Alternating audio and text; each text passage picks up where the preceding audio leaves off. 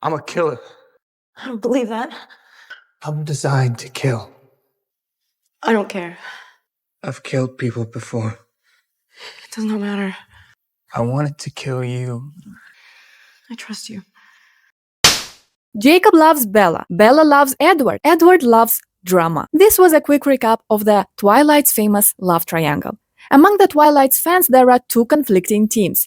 Those who think that Bella made a right choice and who support Bella-Edward couple, and those who believe that Bella made a terrible mistake and should have chosen her furry friend Jacob. By the way, which team are you? Edward or Jacob? Answer in comments while we dive deeper into the relationships between Bella and her supernatural boyfriends. Which guy should she have chosen? Who is the biggest toxic a-hole among them? And who is the best guy in the Twilight saga? Spoiler alert, it's not Edward or Jacob. Hi there, I'm Alena and welcome back. Here on this channel we talk about famous TV series and movies through the lens of psychology and relationship dynamics. If that sounds like your thing, stick around. And let's get started. In this video, I want to analyze both guys, Edward and Jacob. We will look into their personalities and their behavior to understand who was the biggest toxic among them. And yes, both of them gave us a lot of red flags to choose from. Let's start with Edward.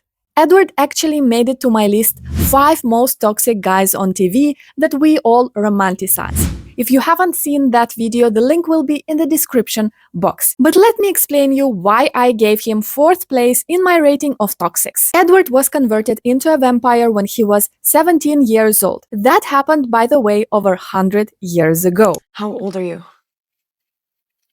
17. How long have you been 17? A while. Let's not deceive ourselves like Bella did.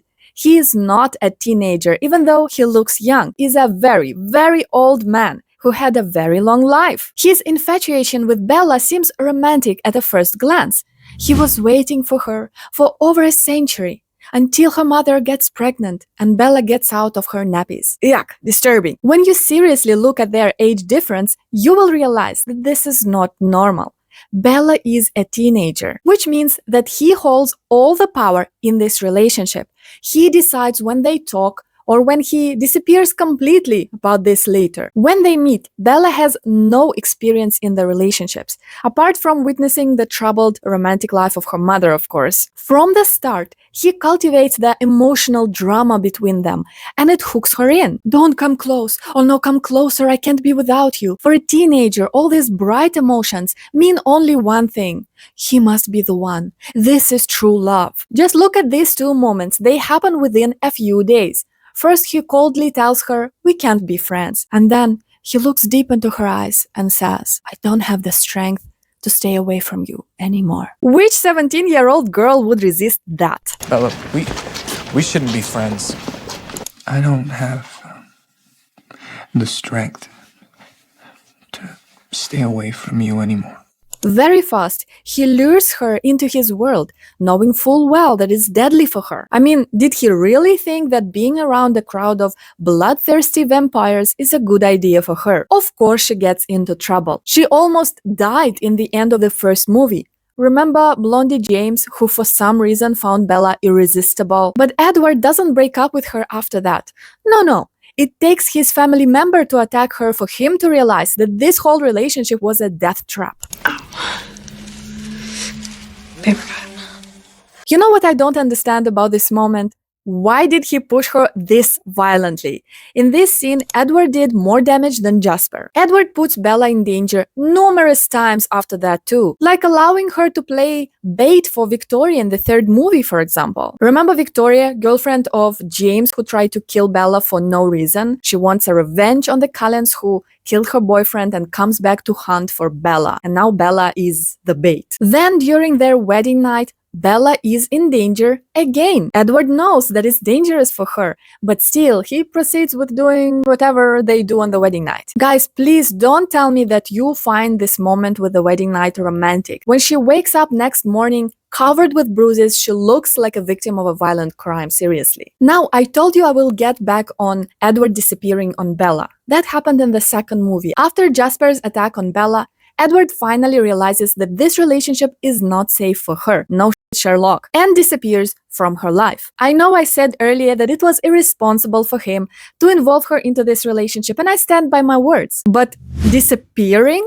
When the girl is already desperately in love with you, when she is already a part of this dangerous world, you leave her to deal with it on her own? This was cruel, and no wonder that Bella went into a complete shutdown mode after that. This shows that Edward is completely unreliable as a partner. At any point of time, he can disappear and leave her alone to deal with the whole mess that he introduced her to. At this point, it's too late to hit the road. Now let's say a few words about the control in this relationship. Edward is a controlling boyfriend. He literally stalks Bella, even watching her sleep, right from the start. But he said he was protective, and we believed him because we too were teenagers just like Bella. But then he damages Bella's car so she can't go and see Jacob, and that's when I draw the line. You going to the reservation? How did you... Hey, did you do this to my truck? Edward thinks that he has the authority to decide who Bella can and cannot talk to. But even this is not the biggest red flag in this relationship. The biggest red flag is that for Bella to be with Edward, she has to walk away from her life. She has to leave everything behind, her identity, her human body, even her loved ones. He kinda tries to convince her not to give up her human life for him. But then he says, yes, I will do it. I will take your soul if you promise to be with me forever. I have one condition. Marry me, Bella. Here again, he's playing his favorite hot and cold tactic. This proposal to a teenage girl is not romantic. It's a manipulation. He makes her give up her life for him and makes it so she has to beg him for it. Losing yourself completely to be with your partner is not healthy. Nobody shall be obligated to change their whole identity completely to be with someone. And that's why I find Edward Cullen really toxic. Next, Jacob.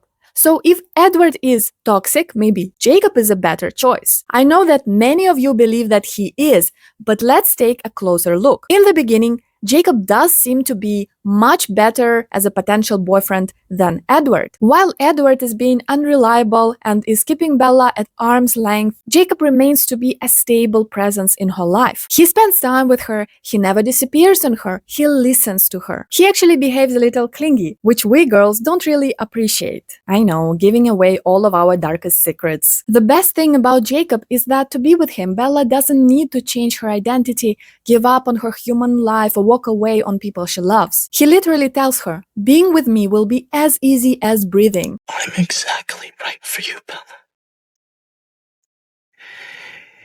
It would be as easy as breathing with me.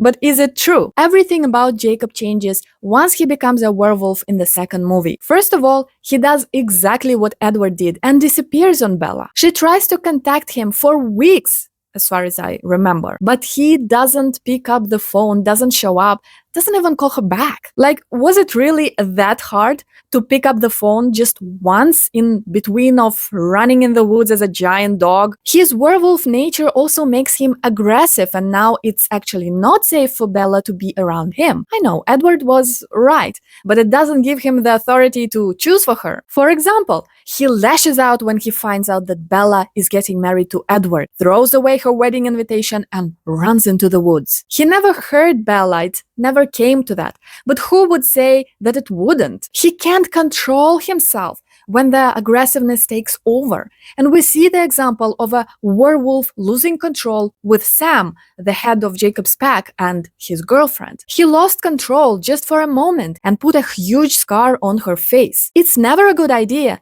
to be next to a volatile, potentially aggressive man. Also, his outburst about Bella's marriage and the rest of his behavior shows that he doesn't respect Bella's choices. He thinks that she is wrong, and just like Edward, attempts to take decisions for her. This guy is not good for you. You must be with me. Oh, you don't agree? Well, then I will I'll delete myself. What can I do? You can't do anything. I can. By going out there and killing something. No! You're not thinking clearly. Don't do that! Well, maybe I'll and make it simple for you. No! Just...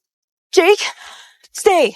Here he is using the worst form of emotional blackmail. Sometimes in life, people do fall in love with someone who doesn't love them back, but it doesn't give anybody the right to threaten and pressure the object of their love. Not only that, he also kisses her forcefully without her consent, thinking that his feelings justify his behavior. They do not. Nobody has a right to do that. He doesn't realize his mistake and keeps insisting that one day she will understand that he and not Edward is the one. If you ever touch her against her will again, Don't do this she's here. not Don't- sure what she wants. Don't do Well, let this me here. give you a clue. Wait for her to say the words. Fine. And she will. Having said that, I can consider Jacob a better option for Bella. He manipulates, he is adept of toxic masculinity, and he treats Bella as if she was impaired and is unable to take any choices on her own. He is a tyrant, and if Bella chose him, I think he would get controlling and at times aggressive. In the beginning of this video, I told you I will tell you who, in my opinion, is the best guy in Twilight saga. I know that many girls of my generation say that the best guy is either Bella's dad, Charlie, or Edward's dad, Carlisle. Maybe my generation is growing up and now we like elder guys, I don't know. Well, in my opinion, it's Charlie. I'm just not entirely convinced that Carlisle's decision to convert his whole family into vampires without their consent was completely healthy. Also, why do they all stick together without having separate lives? He makes them stay with him as if outside world is too dangerous to live on your own and pretend to be teenagers for eternity just to stay together. Sounds like behavior of a maniac. Charlie, on the other hand, is caring but not clingy. He takes care of Bella but gives her space. You alright? Yeah, I'm good. Ice doesn't really help the uncoordinated. Yeah. That's why I had some new tires put on the truck. Old ones were getting pretty bald. When her mother decided to leave him, he let her go without drama. Even though he feels that Edward is not the best company for Bella, he respects her choice and supports his daughter at her wedding later. I think he's just a very, very good guy. Before we wrap up, a few words about Bella herself.